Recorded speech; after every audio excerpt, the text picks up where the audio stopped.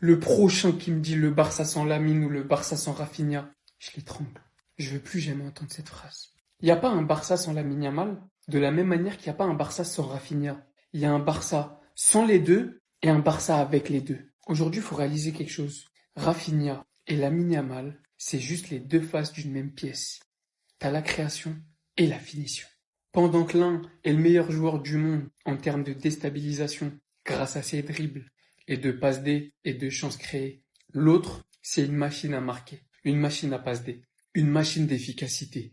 Et si vous réalisez bien, Lamine Yamal est meilleur quand Rafinha est là, et Rafinha est meilleur quand Lamine Yamal est là. Et il n'y a rien de choquant. C'est peut-être le duo le plus complémentaire, offensivement, encore une fois.